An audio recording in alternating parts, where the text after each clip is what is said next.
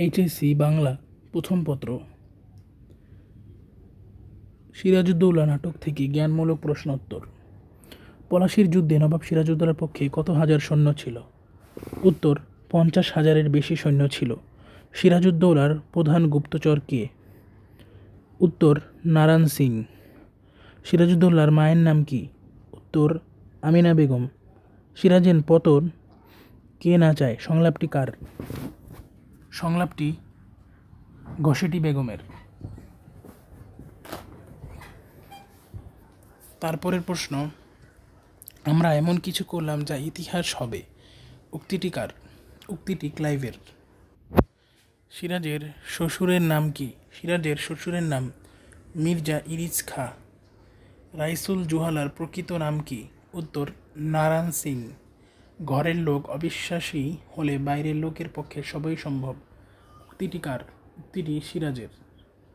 সিরাজউদ্দৌলা কাকে কলকাতার দেওয়ান নিযুক্ত করেন? উত্তর, মানিকচাঁদকে। কাপুরুষ বেঈমান জ্বলন্ত আগুনের মুখে বন্ধুদের ফেলে পালিয়ে যায়, উক্তিটি কার? উক্তিটি ক্লেটনের। সিকান্দার আবু জাফর সম্পাদিত সাহিত্য পত্রিকার নাম কি? উত্তর, সমকাল। পলাশীর যুদ্ধে ইংরেজদের পক্ষে সৈন্য সংখ্যা কত ছিল? উত্তর, 3,000। কত টাকার বিনিময়ে মোহাম্মদী বেগ নবাব সিরাজউদ্দৌলাকে হত্যা করে? সঠিক উত্তর, 10,000 টাকার বিনিময়ে। কোম্পানির ঘুষখোর ডাক্তারকে? উত্তর, হলওয়েল। সিরাজউদ্দৌলা নাটকে মোট কয়টি দৃশ্য রয়েছে? উত্তর, 12টি। ওয়াটসনের সই জাল করে দিয়েছে কে? উত্তর, লুসিংটন। মির্জাফর কোন দেশ থেকে ভারতে আসে? উত্তর, পারস্য তথা ইরান থেকে। তারপরের প্রশ্ন, সিরাজউদ্দৌলা নাটকের প্রথম সংলাপ কার? প্রথম সংলাপটা হচ্ছে ক্লেটনের। সিরাজউদ্দৌলা কোন জাতীয় নাটক? উত্তর, ইতিহাস ভিত্তিক নাটক। সিরাজউদ্দৌলা নাটকের শেষ সংলাপটি কার? উত্তর, মোহাম্মদী বেগ এর। ঘসেটি বেগম কোন প্রাসাদে থাকতেন? উত্তর, মতিঝিলের প্রাসাদে থাকতেন। নবাব কোথায় বন্দী হন? উত্তর, ভগবান গোলায় বন্দী হন। নকল দলিল দেখিয়ে কাকে ঠকানোর ব্যবস্থা করা হয়েছিল? নকল দলিল দেখিয়ে উমিচাঁদকে ঠকানোর ব্যবস্থা করা হয়েছিল।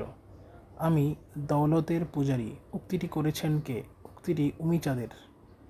নবাব বন্দি করে কোথায় রাখা হয়? নবাব সিরাজউদ্দৌলাকে বন্দি করে কোথায় রাখা হয়? সঠিক উত্তর, সিরাজউদ্দৌলাকে বন্দি করে জাফরগঞ্জের কয়েদখানায় রাখা হয়। সিরাজউদ্দৌলার হত্যাকারীর নাম কি? সিরাজউদ্দৌলার হত্যাকারীর নাম মোহাম্মদী বেগ। ক্লাইভের গাধা বলা হয় কাকে? উত্তর, মীর জাফরকে ক্লাইভের গাধা বলা হয়। ইংরেজদের সাথে উমিচাঁদের কত টাকার চুক্তি হয়েছিল? ইংরেজদের সাথে উমিচাঁদের 20 লক্ষ টাকার চুক্তি হয়েছিল। পত্র মারফত শওকত জংকে কে পূর্ণ সমর্থন জানিয়েছিলেন? উত্তর, পত্র মারফত শওকত জংকে মির্জাফর পূর্ণ সমর্থন জানিয়েছিলেন। ইংরেজরা পরাজিত হয়ে কোন জাহাজে আশ্রয় নেয়? ইংরেজরা পরাজিত হয়ে ফোর্ট উইলিয়াম জাহাজে আশ্রয় নেয়। রবার্ট ক্লাইভ কাকে সেরা বিশ্বাসঘাতক বলেছেন? রবার্ট ক্লাইভ উমিচাঁদকে সেরা বিশ্বাসঘাতক বলেছেন। উমিচাঁদ কোথা থেকে বাংলাদেশে এসেছিল? উত্তর, লাহোর থেকে। চারদিকে শুধু অবিশ্বাস আর ষড়যন্ত্র, উক্তিটি কার? উক্তিটি রায়দুর্লভের।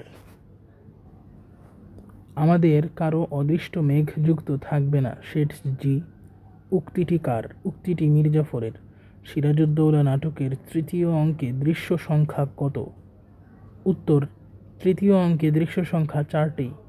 সিরাজউদ্দৌলার স্ত্রীর নাম কি? উত্তর, Lutfunnesa. Victory or death, victory or death উক্তিটি কাদের প্রতি করা হয়েছিল?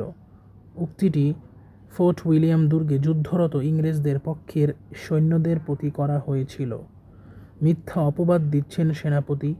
এখানে সেনাপতির নাম কি? এখানে সেনাপতির নাম মোহনলাল। সিরাজের কোন সেনাপতি যুদ্ধে প্রথম মৃত্যুবরণ করে? উত্তর নৌবে সিং হাজারি। তারপরের প্রশ্নে বলা হলো ঐতিহাসিক পলাশী কোন নদীর তীরে অবস্থিত? সঠিক উত্তর ভাগীরথী নদীর তীরে অবস্থিত। নবাবের গোলন্দাজ বাহিনী কোন খাল পেরিয়ে ছুটে আসছে? নবাবের গোলন্দাজ বাহিনী শিয়ালদহের মারাঠা খাল পেরিয়ে ছুটে আসছে। কত সালে আলীনগরের সন্ধি চুক্তি সম্পাদিত হয়? উত্তর 1757 সালে। মির্জাফরের গুপ্তচর কে? মির্জাফরের গুপ্তচর ওমর বেগ। কার নির্দেশে সিরাজউদ্দৌলাকে হত্যা করা হয়? ক্লাইভের নির্দেশে সিরাজউদ্দৌলাকে হত্যা করা হয়। এখন আমরা দেখব সিরাজউদ্দৌলা নাটক থেকে অনুধাবনমূলক প্রশ্নের উত্তর। 1 নং প্রশ্ন, এ সময় এভাবে এখানে আসা খুবই বিপজ্জনক, উক্তিটির কারণ ব্যাখ্যা করো। এ সময় এভাবে এখানে আসা খুবই বিপজ্জনক উক্তিটি মির্জাফরের এবং সিরাজের গুপ্তচরের ভয়ে তিনি একথা বলেছিলেন। মিরনের আবাসে মির্জাফর সহ কোম্পানির লোকজন সব মিলিত হয়েছিলেন, কিন্তু চারদিকে নবাবের গুপ্তচরেরা কাজ করছিল। আর এমন পরিবেশে নবাবের বিরুদ্ধে ষড়যন্ত্রে অংশ নিতে এসেছিল খোদ ক্লাইভ ও ওয়াটস, আর তাই ধরা পড়ে যাওয়ার সম্ভাবনা থেকে মির্জাফর আলোচ্য উক্তিটি করেছিলেন। 2 নং প্রশ্ন, কত বড় শক্তি তবু কত তুচ্ছ, উক্তিটি ব্যাখ্যা করো। ইংরেজদের থেকে শক্তিমত্তায় বড় হয়েও ষড়যন্ত্রকারীদের বিশ্বাসঘাতকতায় পরাজয়ের সম্ভাবনা দেখে নবাব উক্তিটি করেছেন। পলাশীর যুদ্ধে নবাবের সৈন্য সংখ্যা ছিল 50,000-এর বেশি, অন্যদিকে ইংরেজদের সৈন্য সংখ্যা ছিল আনুমানিক 3,000। নবাবের 53টি কামানের বিপরীতে ইংরেজদের কামান সংখ্যা ছিল মাত্র 8টি। সৈন্য ও শক্তিতে নবাব ইংরেজদের থেকে অনেক শক্তিশালী হলেও মির্জাফরদের বিশ্বাসঘাতকতার জন্য নিজ বাহিনীকে তুচ্ছ মনে হচ্ছিল তার। 3 নং প্রশ্নে বলা হলো শুভ কাজে অযথা বিলম্ব করা বুদ্ধিমানের কাজ নয়, কথাটি ব্যাখ্যা করো। নবাবের বিরুদ্ধে ষড়যন্ত্র করার সময় ইংরেজদের সাথে ভাগ বাটোয়ারা নিয়ে তর্ক শুরু হলে মির্জাফর উক্তিটি করেন। নবাবের বিরুদ্ধে ষড়যন্ত্রের এক পর্যায়ে মিরনের আবাসে সকলের ভাগ বাটোয়ারা নিয়ে সভা বসে। নবাবের পরাজয়ে কে কত টাকা পাবে তা নিয়ে তর্ক শুরু হয় তাদের মাঝে। তবে মীর জাফর দ্রুত চুক্তিটি সম্পাদন করতে চেয়েছিলেন, তাই তিনি প্রশ্নোক্ত উক্তিটি করেছেন। প্রশ্ন নং 4, ব্রিটিশ সিংহ ভয়ে লেজ গুটিয়ে নিলেন, কে কেন এ কথাটি বলেছে? সিরাজের বাহিনীর তীব্র আক্রমণে ইংরেজরা একে একে ফোর্ট উইলিয়াম দুর্গ ছেড়ে পালিয়ে গেলে তাদের প্রতি ব্যঙ্গ করে উমিচাঁদ এই কথাটি বলে। ফোর্ট উইলিয়াম দুর্গ ও কাশিমবাজার কুঠিতে ইংরেজরা গোপনে তাদের সামরিক শক্তি বৃদ্ধি করতে থাকলে নবাব সিরাজ তাদের দুর্গ আক্রমণ করেন। নবাবের সৈন্যদলের আক্রমণের মুখে যখন ইংরেজ সৈন্যরা আর টিকতে পারছিল না, তখন তারা একে একে দুর্গ ছেড়ে পালাতে থাকে। এমনকি গভর্নর রজার ড্রেক আর ক্যাপ্টেন ক্লেটন দুর্গ ছেড়ে নৌকা করে পালিয়ে যান। তাদেরও কাপুরুষতাকে কটাক্ষ করে উমিচাঁদ হলওয়েলকে লক্ষ্য করে এই উক্তিটি করেন। 5 নং প্রশ্ন, তার নবাব হওয়াটাই আমার মস্ত ক্ষতি, ঘসিটি বেগমের এই উক্তির কারণ কি? সিরাজউদ্দৌলার মা আমিনাকে উদ্দেশ্য করে ঘসিটি বেগম কথাটি বলেন। ঘসিটি বেগমের ধারণা বৃদ্ধ নবাব আলীবর্দী খাঁকে ভুলিয়ে সিরাজ সিংহাসন দখল করেছে, আর সেই সিরাজ এখন তার সৌভাগ্যের অন্তরায়, কারণ তিনি চেয়েছিলেন তার পালিত পুত্র একরামউদ্দৌলা সিংহাসনে বসুক, কিন্তু তা না হওয়ায় এবং সিরাজ নবাব হওয়ায় তার নবাব মাতা হবার স্বপ্ন নষ্ট হয়ে যায় বা ধূলিসাৎ হয়ে যায়, যা ছিল তার মস্ত ক্ষতি। প্রশ্ন নং 6 বলা হলো দৌলত আমার কাছে ভগবানের দাদামশাইয়ের চেয়েও বড়, উক্তিটি কে, কাকে এবং কোন প্রসঙ্গে বলেছিল সেটা ব্যাখ্যা করো। প্রশ্নোক্ত উক্তিটি দ্বারা উমিচাঁদের অর্থলোভী মানসিকতা প্রকাশ পেয়েছে। নবাব সিরাজউদ্দৌলার দরবারের সদস্যদের অধিকাংশই ছিল অর্থলোলুপ ও স্বার্থপর, তাদের মধ্যে অন্যতম উমিচাঁদ। টাকার জন্য নিজেকে বিকিয়ে দিতে প্রস্তুত সে। অর্থের প্রতি তার লালসা প্রকাশের এক পর্যায়ে সে ঘসিটি বেগমকে বলে যে সে দৌলতের পূজারী, দৌলত তার কাছে ভগবানের দাদা মশাইয়ের চেয়েও বড়। 7 নং প্রশ্ন, হলওয়েলকে সিরাজউদ্দৌলা নাটকের আলোকে তার পরিচয় দাও। উত্তর, হলওয়েল ছিলেন ইস্ট ইন্ডিয়া কোম্পানির ডাক্তার। তিনি প্রথমে পাটনা ও ঢাকার অফিসে কিছুকাল চাকরি করে সার্জন হয়ে কলকাতায় আসেন। পলাশির যুদ্ধের সময় তিনি ফোর্টের অস্থায়ী গভর্নর নিযুক্ত হন। সিরাজউদ্দৌলা কলকাতা আক্রমণ করলে কোম্পানির গভর্নর ড্রেক, সৈন্যাধ্যক্ষ মিনচিন সহ সবাই নৌকায় চড়ে পালিয়ে যান। তখন ডাক্তার হলওয়েল কলকাতার সৈন্যাধ্যক্ষ ও গভর্নর হন।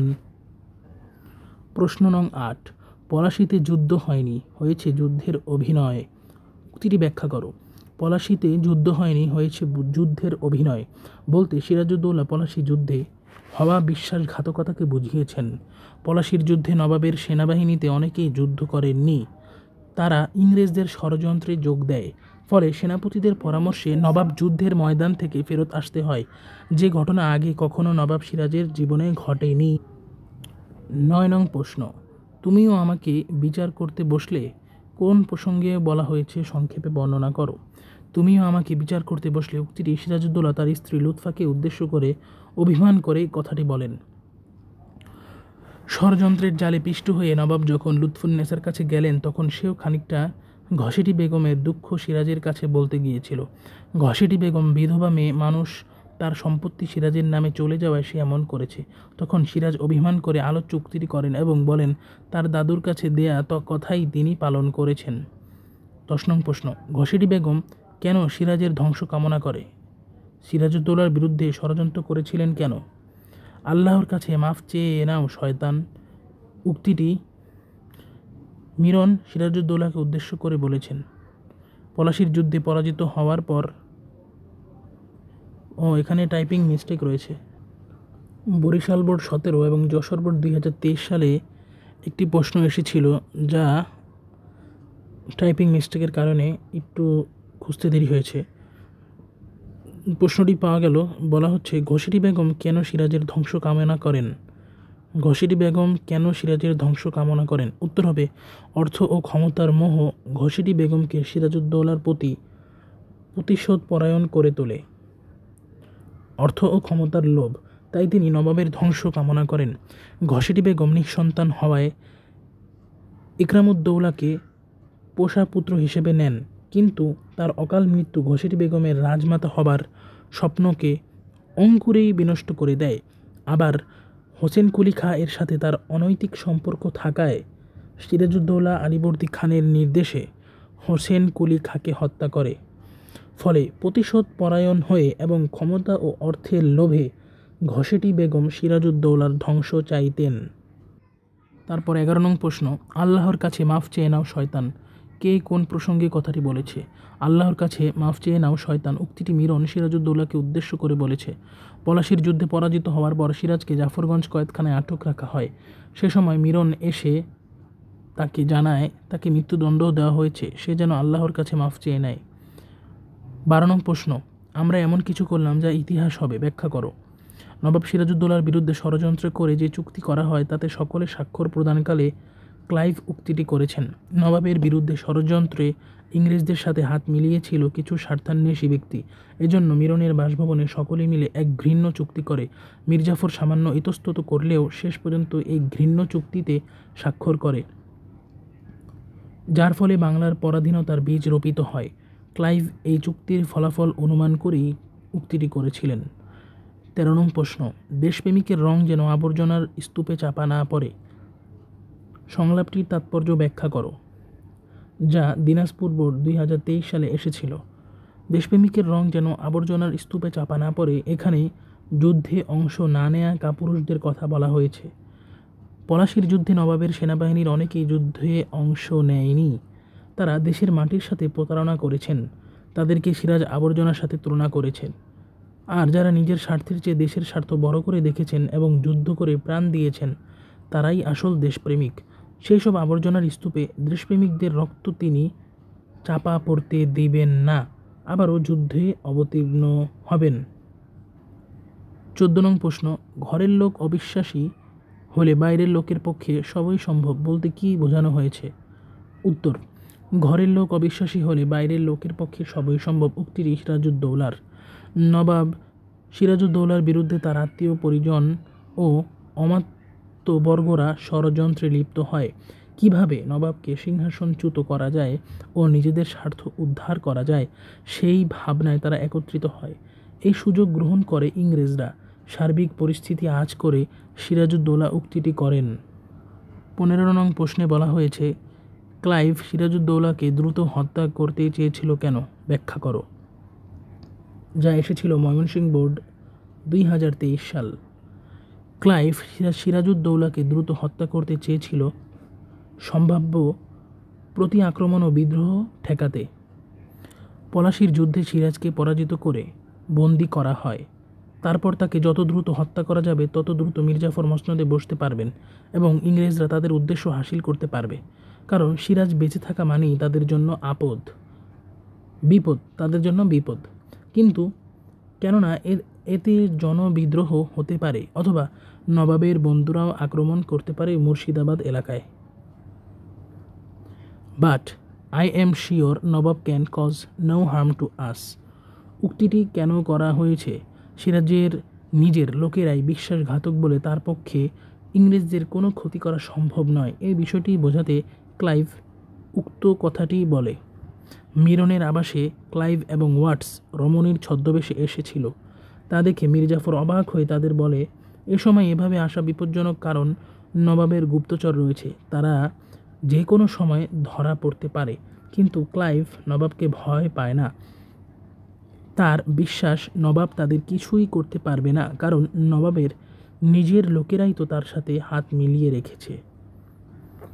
17 নং প্রশ্ন, আমার শেষ যুদ্ধ পলাশীতেই, ব্যাখ্যা করো। চারদিকে শত্রু ও বিশ্বাসঘাতকের উপস্থিতির কারণে নবাব তার অসহায় অবস্থার কথা বোঝাতে লুৎফাকে উদ্দেশ্য করে কথাটি বলে। সিংহাসনে বসার পর থেকেই শাসনকার্য পরিচালনায় নবাব সিরাজউদ্দৌলা প্রতি পদক্ষেপে নানা রকম প্রতিবন্ধকতার সম্মুখীন হয়েছেন। তার আপনজন এবং অমাত্যদের মধ্যে অধিকাংশই ছিল বিশ্বাসঘাতক। ইংরেজদের সীমাহীন লোভ ও স্বার্থপরতার ষড়যন্ত্রে তারা সক্রিয়ভাবে অংশগ্রহণ করে। ফলে ঘরে বাইরে রাজদরবারে সবখানে নবাব সিরাজ প্রতিবন্ধকতার দেয়াল দেখতে পান। নিজের এই অসহায় অবস্থার কারো কথাই সিরাজের উক্তিটিতে প্রকাশ পেয়েছে। আমার সারা অস্তিত্ব জুড়ে কেবল যেন দেয়ালের ভিড়। উক্তিটি ব্যাখ্যা করো। চারিদিকে শত্রু ও বিশ্বাসঘাতকের উপস্থিতির কারণে নবাব তার অসহায় অবস্থার কথা বোঝাতে লুৎফাকে উদ্দেশ্য করে কথাটি বলেছেন। সিংহাসনে বসার পর থেকে শাসনকার্য পরিচালনায় নবাব সিরাজউদ্দৌলার প্রতি পদক্ষেপে নানা রকম প্রতিবন্ধকের সম্মুখীন হয়েছেন। তার আপনজন অমাত্যর মধ্যে অধিকাংশ ছিল বিশ্বাসঘাতক। ইংরেজদের সীমাহীন লোভ ও স্বার্থপরতার ষড়যন্ত্রে তারা সক্রিয়ভাবে অংশগ্রহণ করে। ফলে ঘরে বাইরে রাজদরবারে সবখানে নবাব সিরাজ প্রতিবন্ধকতা দেয়াল দেখতে পান। নিজের এই অসহায় অবস্থার কথাই সিরাজের উক্তিটি প্রকাশ পেয়েছে। ভীরু প্রতারকের দল চিরকালই পালায়, ব্যাখ্যা করো। ইংরেজ ও তাদের দোসরদের বিরুদ্ধে মানুষকে ঐক্যবদ্ধ করতে গেলে অনেকে পালিয়ে যায়। সেই প্রেক্ষিতে সিরাজউদ্দৌলা উক্তিটি করেন। পলাশীতে হারের পর সিরাজউদ্দৌলা রাজধানীতে ফিরে আসেন সৈন্য সংগ্রহের জন্য, কিন্তু এ কাজের জন্য অনেকে টাকা নিয়ে গেলেও তারা পালিয়ে যায়। তখন নবাব সাধারণ জনতাকে উদ্বুদ্ধ করতে উক্তিটি করেন। তারপরের প্রশ্ন, তোমার ক্ষমতা ধ্বংস হবে সিরাজ, কে কাকে এবং কেন এই উক্তিটি করেছিল? উক্তিটি ঘসিটি বেগম সিরাজকে উদ্দেশ্য করে বলেছে। রাজবল্লভ, রায়দুর্লভ, জগৎ শেঠ প্রমুখ ঘসিটি বেগমের প্রাসাদে নবাব সিরাজউদ্দৌলার বিরুদ্ধে ষড়যন্ত্রে লিপ্ত হয়। নবাব সেই সংবাদ পেয়ে মতিঝিলের জলসা ভেঙে দিয়ে ঘসিটি বেগমকে নজরবন্দি করতে নিজ প্রাসাদে নিয়ে যেতে চান। তখন ক্ষুব্ধ ঘসিটি বেগম নবাবকে অভিসম্পাত করেন এবং তার এই কথাগুলো বলেন। ওই একটি পথেই আবার আমরা উভয়ের কাছাকাছি আসতে পারি। কে কাকে এবং কোন প্রসঙ্গে উক্তিটি করেছে?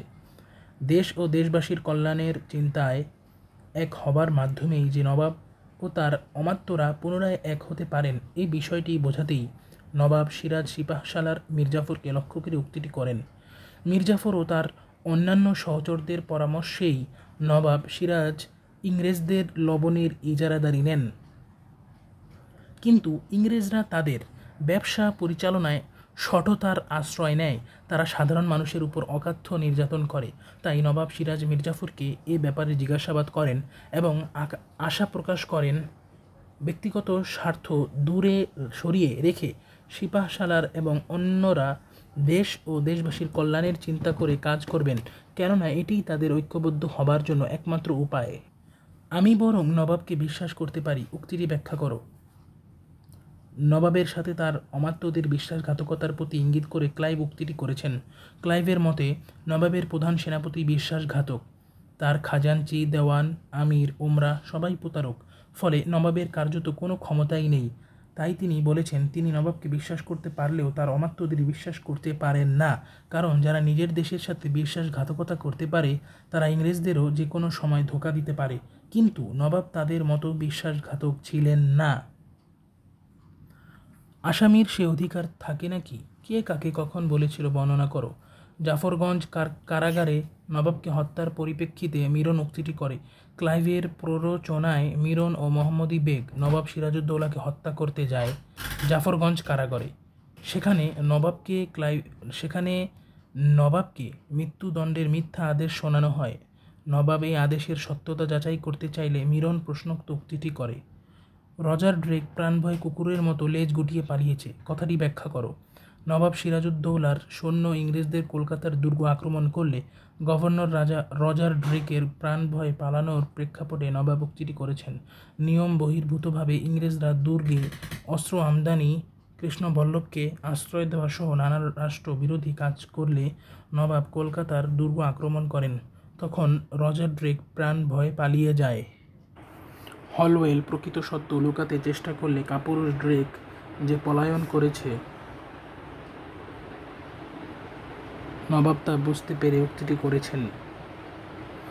তারপরে প্রশ্ন, ট্র্যাজেডি হিসেবে সিরাজউদ্দৌলা নাটকের দুটি বৈশিষ্ট্য লেখো, যা যশোর বোর্ড 2019 সালে এসেছিল। ট্র্যাজেডি নাটক যে যন্ত্রণাদগ্ধ পরিবেশের মধ্য দিয়ে শেষ হয় তা সিরাজউদ্দৌলা নাটকেও দৃশ্যমান। নবাবের করুণ পরিণতি ট্র্যাজেডিরই সুর। আবার নাটকের কেন্দ্রীয় চরিত্র হিসেবে সিরাজের ব্যক্তিত্ব ও প্রজ্ঞা একইভাবে ট্র্যাজেডির শিল্পমানকে স্পর্শ করেছে। তারপরে প্রশ্ন, ফিরে এসেছি রাজধানীতে স্বাধীনতার বজায় রাখবার চেষ্টা করব বলে, উক্তিটি ব্যাখ্যা করো। পলাশীর প্রহসনের যুদ্ধে নবাব পরাজিত হলেও রাজধানীতে ফিরে এসে স্বাধীনতা পুনরুদ্ধারের জন্য তার প্রবল আকাঙ্ক্ষা প্রশ্নোক্ত উক্তিটিতে ফুটে ওঠে। পলাশীর যুদ্ধে বিশ্বাসঘাতকতা করে মির্জাফর ফলে পরাজিত হন সিরাজউদ্দৌলা, কিন্তু স্বাধীনতার সূর্য রক্ষার জন্য নবাব রাজধানীতে আসে সৈন্য সংগ্রহের লক্ষ্যে। তার এই উক্তিটির মাধ্যমে নবাবের স্বাধীনতা রক্ষার প্রবল আকাঙ্ক্ষার প্রতীয়মান হয়। তারপরে প্রশ্ন, আমার নালিশ আজ আমার বিরুদ্ধে, এই উক্তির তাৎপর্য কী? এই উক্তিটির তাৎপর্য হল, প্রজাদের দুর্ভোগের জন্য আত্মগ্লানিতে ভোগে নবাব উক্তিটি করেন। লবণ বিক্রেতা উৎপীড়িত ব্যক্তি ইংরেজ কর্তৃক নির্যাতিত হলে দরবারে নবাব তার সভাসদদের দায়িত্ব স্মরণ করিয়ে দেন। এতে সভাসদগণ অসন্তুষ্ট হলে নবাব জানান তাদের প্রতি তিনি কোনো অভিযোগ জানাতে চান না। তিনি চান বাংলার মানুষের সুখ স্বাচ্ছন্দ্য। সেই সুখ স্বাচ্ছন্দ্য নিশ্চিত না করতে পারায় নবাব নিজেকে অপরাধী আখ্যা দেন এবং নিজের বিরুদ্ধে নালিশের কথা বলেন। তারপরের প্রশ্ন, শওকত জং নবাব হলে সকলের উদ্দেশ্য হাসিল হবে কেন? শওকত জং নবাব হলে সিরাজউদ্দৌলার দরবারের স্বার্থান্বেষী ব্যক্তিরা নিজেদের ইচ্ছা মতো স্বার্থ হাসিল করতে পারবে, এই বিষয়টি উক্তিটিতে প্রকাশ পায়। সিরাজউদ্দৌলার শাসনে স্বার্থপর সভাসদগণ নিজেদের স্বার্থ রক্ষা করতে পারছিল না, তাই নবাবের খালা বশির বেগমের অনুগত শওকত জংকে সকলে নবাব করতে চায়। তার জন্য চলে ঘৃণ্য ষড়যন্ত্র। প্রশ্নোক্ত উক্তিটিতে তাদের এই স্বার্থান্বেষী মনোভাবেরই প্রকাশ লক্ষ্য করা যায়। তারপরে প্রশ্ন, সিরাজউদ্দৌলার পতন হলে কে কত টাকা পাবে বলে দলিলে সই হয়? সিরাজউদ্দৌলার পতন হলে কোম্পানি পাবে 1 কোটি টাকা, কলকাতার বাসিন্দারা পাবে 70 লক্ষ টাকা, ক্লাইভ পাবে 10 লক্ষ টাকা। সিরাজউদ্দৌলাকে পরাজিত করার যে নীল নকশা করা হয়েছিল তার জন্য করা হয় ঘৃণ্য এক চুক্তি। মীর জাফরকে ক্ষমতায় বসানোর জন্য কোম্পানিকে 1 কোটি টাকা কলকাতার বাসিন্দাদের ক্ষতিপূরণ বাবদ 70 লক্ষ টাকা এবং ক্লাইভকে 10 লক্ষ টাকা দেওয়ার চুক্তি করা হয়। তবে জগৎ শেঠ, রাজবল্লভ, রায়দুর্লভ প্রমুখরাও এই চুক্তিতে স্বাক্ষর করে, অর্থাৎ তাদেরও টাকার সাথে সংশ্লিষ্টতা রয়েছে। এখানে সর্বমোট 3 কোটি টাকার চুক্তি স্বাক্ষরিত হয়।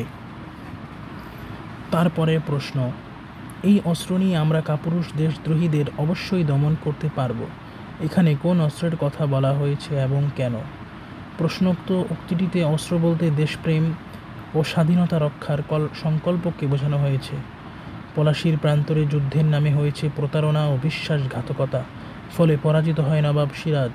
তবে তিনি দেশের স্বাধীনতা রক্ষার শেষ চেষ্টা করার জন্য রাজধানী মুর্শিদাবাদে আসেন। এখানেও অনেকের বিশ্বাসঘাতকতা সাধারণ জনতাকে হতাশ করে, তবে দেশপ্রেমের মহান মন্ত্রে সকলকে উজ্জীবিত করতে নবাব জনতার উদ্দেশ্যে প্রশ্নোক্ত উক্তিটি করেন। পরবর্তী প্রশ্ন, ইস্ট ইন্ডিয়া কোম্পানির প্রতিনিধি কেন সিপাহসালার সাথে দেখা করতে এসেছিলেন? উত্তর, নবাব সিরাজউদ্দৌলার বিরুদ্ধে ষড়যন্ত্র করার জন্য ইস্ট ইন্ডিয়া কোম্পানির প্রতিনিধিরা সিপাহসালারের সাথে দেখা করতে এসেছিল। নবাবের বিরুদ্ধে ষড়যন্ত্রে ইস্ট ইন্ডিয়া কোম্পানির সদস্যরা যোগ দিয়েছিল তাদের নিজেদের স্বার্থের জন্য। তাই মিরনের আবাসে মীর জাফর ও অন্যান্যদের সাথে সভায় ক্লাইভ ও ওয়াটস দেখা করতে আসেন নবাবের বিরুদ্ধে ষড়যন্ত্রের চুক্তি পাকাপাকি করতে। পরবর্তী প্রশ্ন, ঘসেটি বেগম নবাব সিরাজউদ্দৌলাকে অভিসম্পাত করলেন কেন? উত্তর, ঘসেটি বেগমকে নবাবের রাজমহলে নজরবন্দি করে রাখতে চাওয়ায় তিনি সিরাজউদ্দৌলাকে অভিসম্পাত করেন। ক্ষমতালোভী ঘসেটি বেগম সর্বদা চাইতেন রাজক্ষমতা, তাই নবাব সিরাজউদ্দৌলার বিরুদ্ধে ষড়যন্ত্রে মেতে ওঠেন তিনি। নবাব এ বিষয়ে জানতে পেরে ঘসেটি বেগমকে তার মতিঝিলের মহল থেকে মুর্শিদাবাদের রাজমহলে নিয়ে আসেন, যাতে তিনি কোনো ষড়যন্ত্র না করতে পারেন। এই বন্দিত্বের জন্য ঘসেটি বেগম নবাবকে অভিসম্পাত করেন। পরবর্তী প্রশ্ন, ওর কাছে সব কিছুই যেন বড় রকমের জুয়ো খেলা। কার কাছে, কেন? নবাব সিরাজউদ্দৌলার ভাষ্যমতে ক্লাইভের কাছে সব কিছুই জুয়া খেলা। এর কারণ ব্যাখ্যা করা হলো, নবাবের মতে ক্লাইভ ভয়ঙ্কর লোক, সে নিজের স্বার্থ হাসিলের জন্য যে কোনো কিছু করতে পারে। জুয়ারি যেমন পিছুটান ছাড়াই সকল কিছু বাজি ধরতে পারে, ক্লাইভও তেমন। এমন চারিত্রিক বৈশিষ্ট্যের জন্য নবাব প্রশ্নোক্ত মন্তব্যটি করেছেন।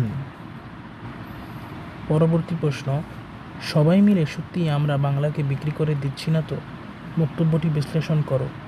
প্রশ্নোক্ত উক্তিটি করেছেন মীর জাফর। ইংরেজদের এবং দেশি অমাত্যদের স্বার্থ হাসিলের জন্য বাংলার স্বাধীনতার বিরুদ্ধে ইংরেজদের সাথে ষড়যন্ত্রে লিপ্ত হয় মীর জাফর ও অন্যান্য অমাত্যরা। সেই ষড়যন্ত্রের জন্য প্রমাণস্বরূপ সকলে স্বাক্ষর করে এক চুক্তিতে। ঘৃণ্য এই চুক্তিপত্র দেখে রাজবল্লভ বলেছিলেন এটি বাংলাকে বিক্রির শামিল। চূড়ান্ত স্বাক্ষরদানের আগে মীর জাফরের ইতস্তত মনেও সেই আশঙ্কাই উকি দিয়েছিল, যার ফলে এই উক্তিটি তিনি করেন, সবাই মিলে সত্যিই আমরা বাংলাকে বিক্রি করে দিচ্ছি না তো? পরবর্তী প্রশ্ন, মতিঝিল ছেড়ে আমি এক পাও নড়ব না। উক্তিটিতে ঘসেটি বেগমের কোন ধরনের মানসিকতা ফুটে ওঠে?